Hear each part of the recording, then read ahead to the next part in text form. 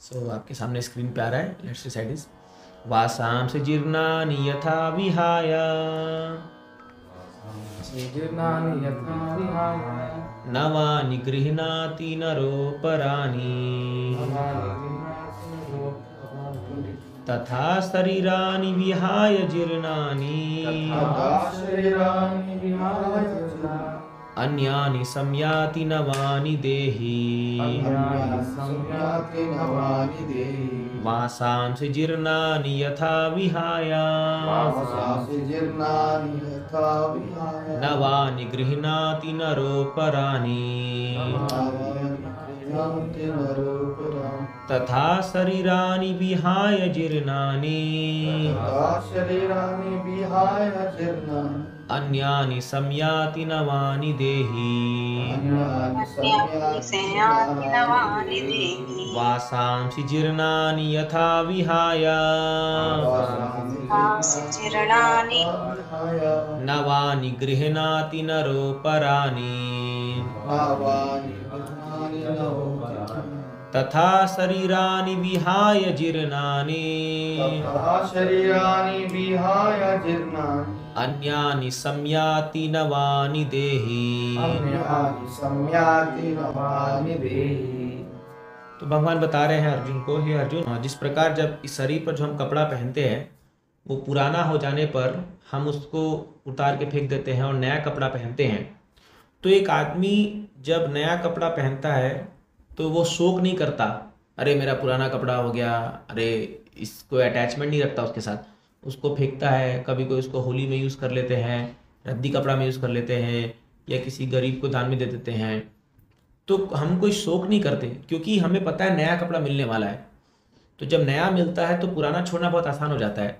उसी प्रकार एक ज्ञानवान व्यक्ति जब उसका शरीर पुराना हो जाता है तो उस शरीर को छोड़ करके नए शरीर को धारण करने में उसको कोई शोक नहीं होता। तो बता रहे जिस प्रकार हम पुराना कपड़ा छोड़कर नया पहनते हैं, उसी प्रकार आत्मा जो है वो पुराने शरीर को छोड़ करके नया शरीर धारण कर लेती है।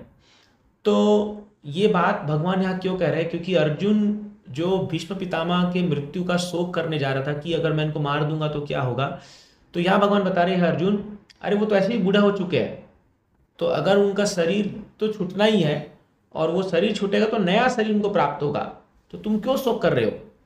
जैसे पुराना कपड़ा छोड़ के नया पहनने में कोई शोक नहीं कर रहा बल्कि हर्ष उल्लास होता है कि अरे वाह नया कपड़ा पहनेंगे हम लोग, तो उसी प्रकार नया शरीर धारण करने में क्यों शोक है? बोलना आसान है लेकिन शोक क्या होता है? अटैचमेंट। क्योंकि हमें ज्ञान नहीं है, हमें नॉलेज नहीं है, इसीलिए हम लोग इस शरीर छोड़ने से बड़ा डर लगता है, सब छूट जाएगा मेरा, क्योंकि नॉलेज नहीं, इग्नोरेंस है।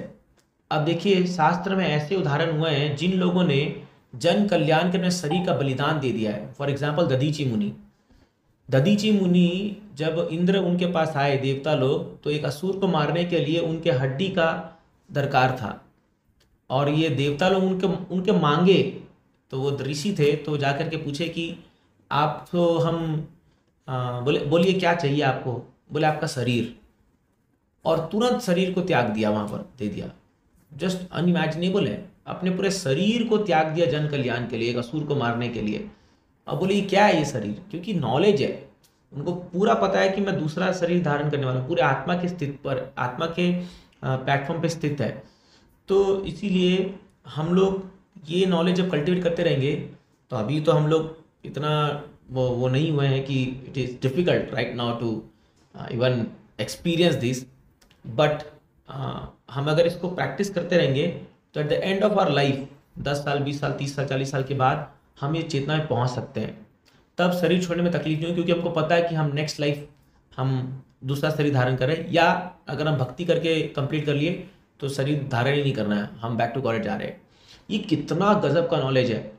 अगर ये नॉलेज हम लोग को रियलाइज हो जाए तो आप सोचिए कितना सारा हमारा एंजाइटी टेंशन सब खत्म हो सकता है इससे।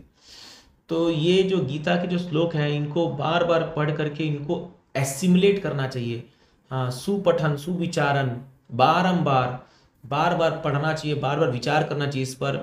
तो ये विचार करने से अंदर से वो ज्ञान निकल जब उभरेगा तब हम लोग really, this is knowledge, this is actual knowledge. Prabha ji बोलते हैं द नॉल एक्चुअली जो हम लोग बाहर में जो ज्ञान पढ़ रहे हो केवल मटेरियल है, केवल भौतिक है, but actual knowledge is knowing matter, spirit and control of both. ये तीन चीज, मैटर जड़ पदार्थ, स्पिरिट मतलब आत्मा, और दोनों कंट्रोलर जो सुपर सोल परमात्मा, ये तीन चीज के बारे में जो व्यक्ति जानता है वो पूर्ण रूप से ज्ञानवान है। तो इसीलिए ये आत्मा के बारे में ये श्लोक बहुत इतना सुंदर एग्जाम्पल भगवान दे रहे, बताइए। हाँ, तो इसलिए आप गीता भागवत में जो भी एग्जाम्पल देखें वो हमारे डेली लाइफ से रिलेटेड है। ये कोई ऐसा नहीं है कि बहुत एब्सर्ड या कोई एकदम out of the box example दे रहे हैं। ये सब चीज़ें एग्जाम्पल तो हम लोग दिन भर में रिलेट कर सकते हैं इसको। हाँ, हर साल हम कितना कपड़ा चेंज करते होंगे, है ना। तो वही चीज़ है, इसीलिए भगवान ये हमको समझा रहे हैं यहाँ पर कि शरीर से ज़्यादा आसक्ति नहीं होने से अपने आत्मा उन्नति के बारे में सोचिए, that is more important. Thank you. Hare Krishna. यदा यदा हि धर्मस्य